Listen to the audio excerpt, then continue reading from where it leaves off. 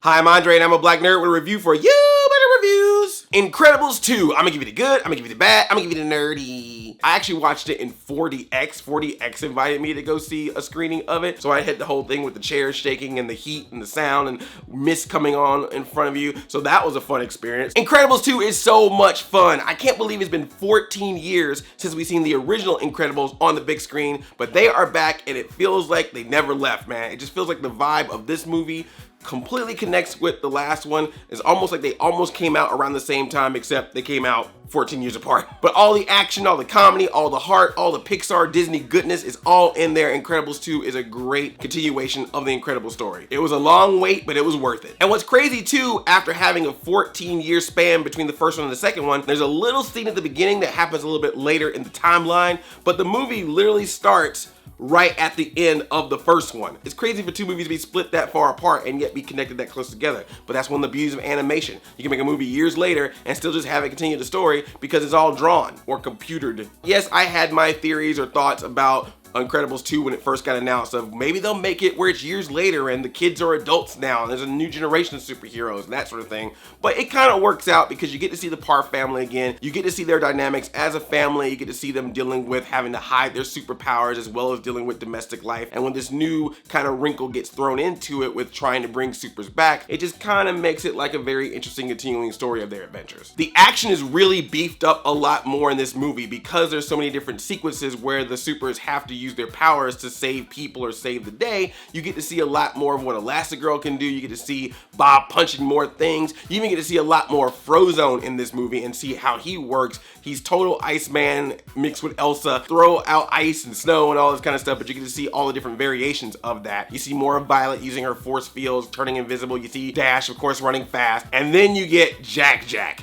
who I don't want to give too much away about Jack as far as how his powers go, but it was great. Every scene with Jack is hilarious and fun and crazy to see what he goes through. He has a scene with a raccoon. He has a scene with Bob and the family. He has a scene with Edna Mode. I loved all of that stuff. The whole idea of bringing Elastigirl into the spotlight to use her as a tool to make it seem like supers are good and they should have their rights, that they should be able to live the way they want to live. It was a really cool story. I like how they made that work out. Of course, people are probably going to be able to use the story to make some kind of metaphors about how people are treated in society if they're different, or how they're putting more of a limelight on her versus Bob. That's more interpretation type stuff, but as a story, I thought it worked. And it was fun to see her dynamic, Elastigirl's dynamic with Bob, because Bob is like proud of her, but at the same time, he wants to be a superhero so bad that the pressures of him having to wait until hopefully this plan comes out and works out fine, and seeing his wife do all this superhero stuff that he wants to do,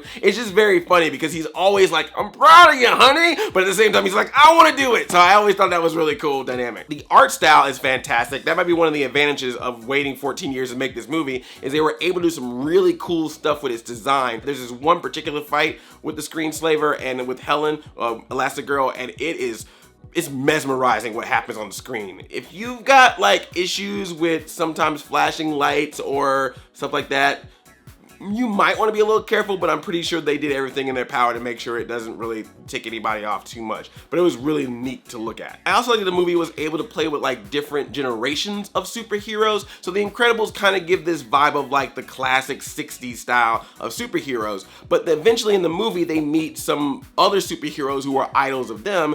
And they come across more like the kitschy 80s style superheroes because they all have these wacky names and really kind of crazy, more extraordinary types of powers. Really crazy, more like out there powers that you kind of saw more in the 80s. So I thought it was really neat how they could play around with that they could show different eras of the superhero genre, put them all together in this movie, and yet nothing ever feels out of place. And then the villain, Screenslaver, kind of comes off like one of the more modern, dark, gritty type of superhero villains. There's even a point where Screenslaver is doing this whole dialogue that sounds so much like what you would hear in like a modern Marvel or DC film. Like this villain could have been in a live action movie and still kind of work the same way, but it's kind of interesting to see a villain like Screenslaver in Incredibles. The only problem I have with Screenslaver is if you've seen the trailers, you've seen that it's a person in a mask on a television screen, so eventually you can assume that in the movie at some point Screenslaver is going to be revealed, who's the identity of Screenslaver.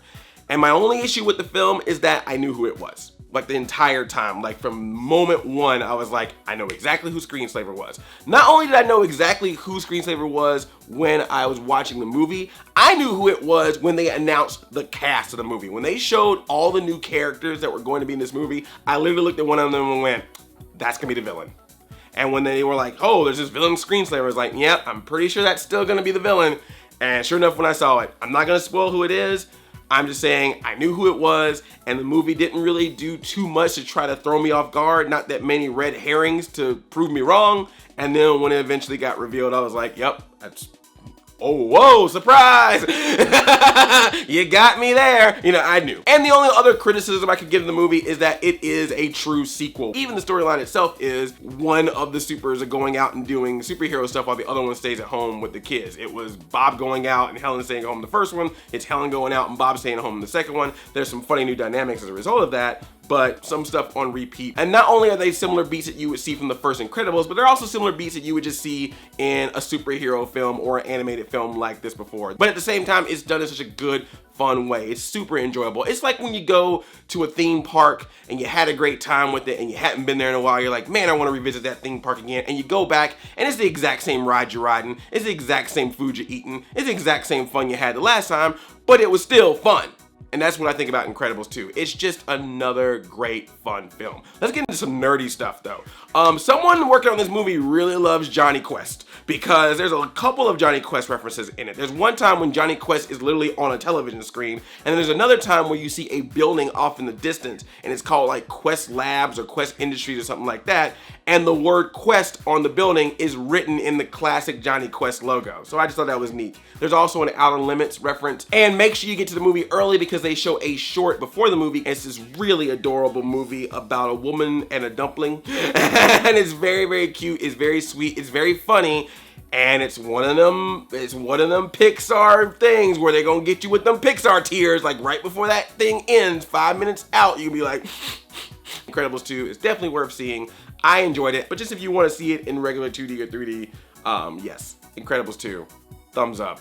All about it. Let me know if you're gonna go see Incredibles 2, or if you did see Incredibles 2, what did you think about it? And is there any movie from years ago that you think needs to come back and have a sequel? Incredibles can take 14 years. Some other movie could probably do it too. You tell me what that movie should be. Thank you so much for watching this video. If you're new here, please subscribe to my channel. You can also follow me on social media and watch me live occasionally on Twitch. I love you like a play cousin. I'm Audi 5000.